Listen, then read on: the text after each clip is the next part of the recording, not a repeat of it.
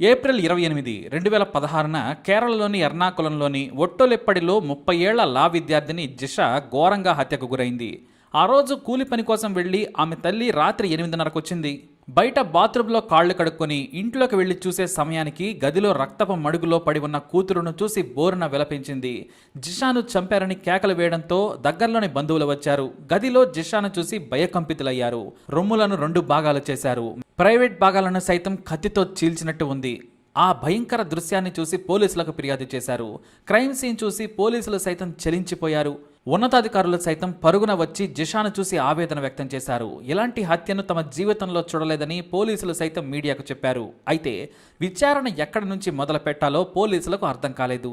ఎందుకంటే జిషా తన తల్లితో చిన్న గదిలో ఉండి చదువుకుంటోంది. మరో ఏడాదిలో లా పూర్తవుతుంది. తన తల్లిని బాగా చూసుకోవాలనుకుంది. జిషా తండ్రి భార్య పిల్లలను వదిలేసి వెళ్లిపోయాడు. తండ్రితో వారికి సంబంధం లేదు. పైగా జిషా తల్లికి మతిమరుపు ఉంది. ఏ ప్రశ్న అడిగినా జిషా తల్లి సరిగ్గా సమాధానం చెప్పడం లేదు. ఇక పోస్ట్మార్టం రిపోర్టు చదివి విచారణ అధికారులకు మతి పోయింది. మొదట మెడను కోయడం కారణంగా ప్రాణం పోయింది. ఆ తర్వాత విచక్షణారహితంగా పొడిచి చంపారు. చనిపోయిన తర్వాత రొమ్ము భాగాలను కోశారు. ప్రైవేట్ భాగాలను సైతం షార్ప్ ఎడ్జ్ ఉన్న కత్తితో కోయబడి ఉన్నాయి. శరీరంపై 30 ఘాట్లు ఉన్నాయి. అత్యంత పదునైన కత్తితో గొంతు కోసినట్లు పోస్ట్మార్టం రిపోర్టులో తేలింది.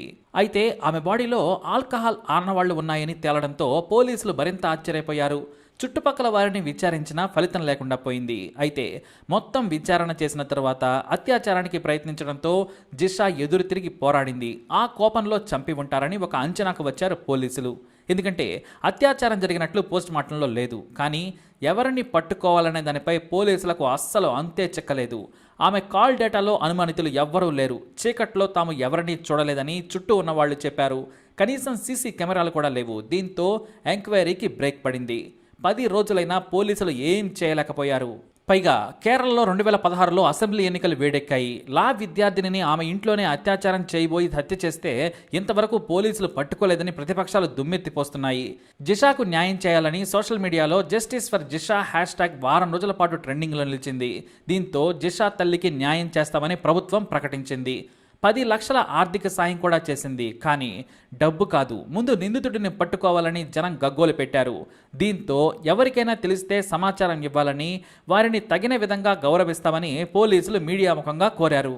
దాదాపు 10 రోజుల తర్వాత ఓ మంచి మనిషి స్లిప్పర్లు వేసుకొని మాసిన బట్టలతో ఎర్నాకులంలోని పోలీస్ స్టేషన్కు ఉదయాన్నే వచ్చాడు.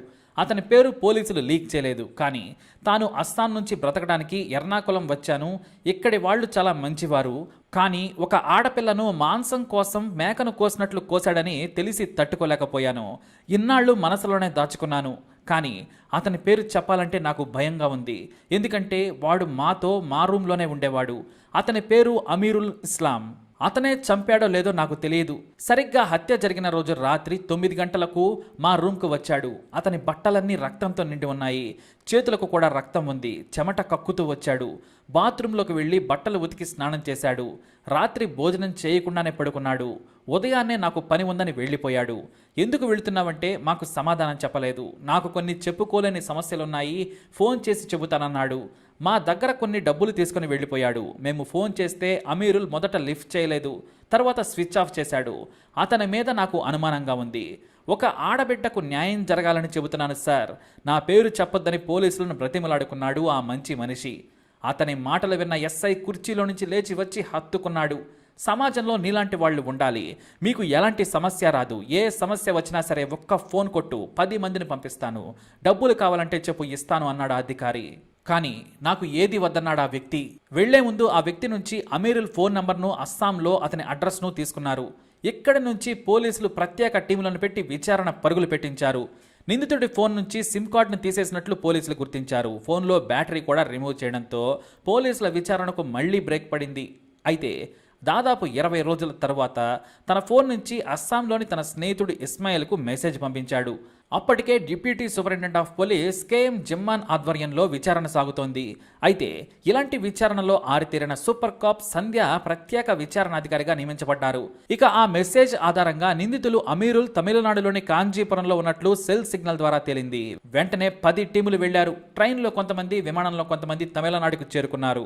అప్పటికే అతని లొకేషన్ ఆధారంగా నిఘా వేసి ఉంచాలని కాంజీపురం పోలీసులకు సమాచారం కూడా ఇచ్చేశారు. అయితే జూన్ 14, 2016న కాంచీపురంలోని ఒక లాడ్జ్లో నిందితుడు అమీరుల్ ఉన్నట్లు సిగ్నల్ చూపించింది.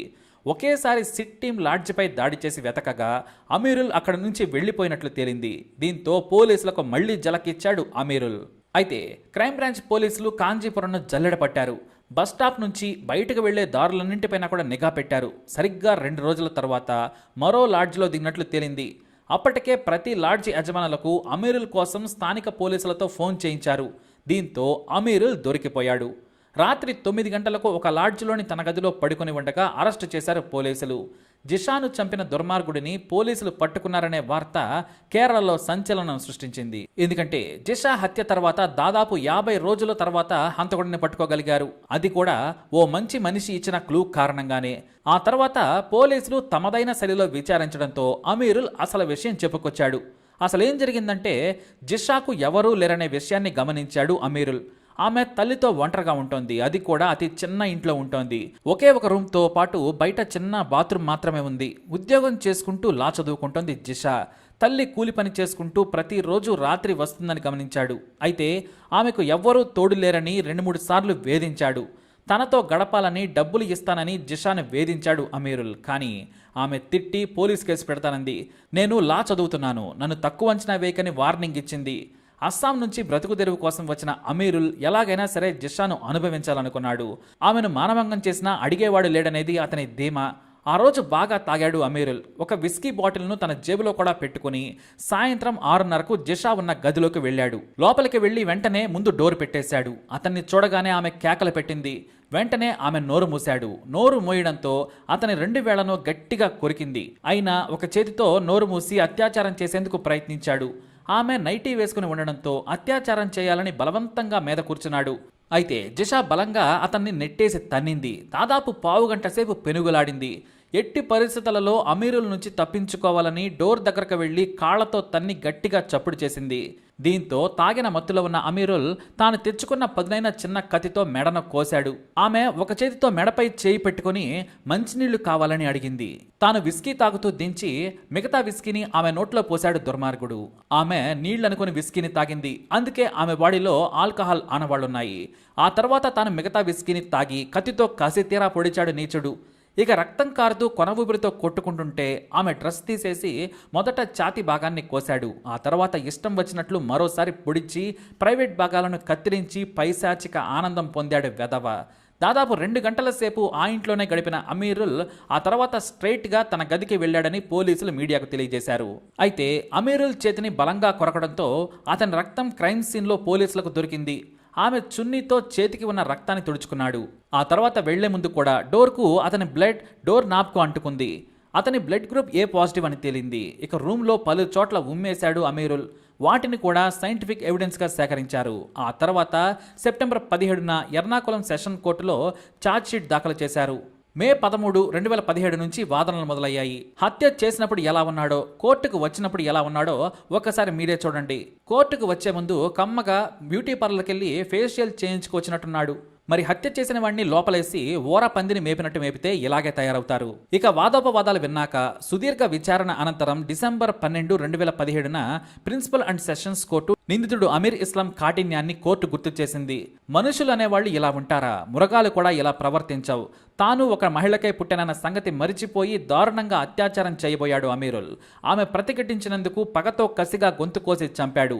తనను అత్యాచారం చేయనివ్వలేదనే కోపంతో కసితీరా ఆమెను పొడిచి శరీర భాగాలను ముక్కలుగా కోశాడు. ఇలాంటి నీచుడికి ఉరిశిక్ష సరైనది. అంతేకాదు బలవంతంగా ఆమె ఇంట్లోకి చొరబడ్డందుకు, ఆధారాలు కూడా లేకుండా చేసినందుకు మరో 17 ఏళ్ల కఠిన కారాగార శిక్ష విధించింది న్యాయస్థానం. అయితే అమీరుల్ తన స్నేహితుడు ఇస్మాయిల్కు మెసేజ్ చేసి పోలీసులకు చిక్కాడు. ఆ ఇస్మాయిల్ పాత్ర ఏంటనేది పోలీసులు తెలుసుకునేందుకు ప్రత్యేక టీంలను అక్కడికి పంపాయి. కానీ పోలీసులు చేరుకునే లోపే తప్పించుకున్నాడు ఇస్మాయిల్. ఇప్పటికీ అతని కోసం వేట సాగిస్తూనే ఉన్నారు. అలా తన ఇంట్లో తాను ఉండగా దుర్మార్గుడు అనూహ్యంగా వచ్చి జిషాను కిరాతకంగా చంపాడు. మరి ఈ ఊరపందిపై మీ అభిప్రాయాన్ని కమెంట్ ద్వారా తెలియజేయండి. అలాగే ఇలాంటి ఇన్ఫర్మేషన్స్ కోసం ఈ వీడియోని లైక్ చేయండి, షేర్ చేయండి, మా ఛానల్ని సబ్స్క్రైబ్ చేసుకోండి.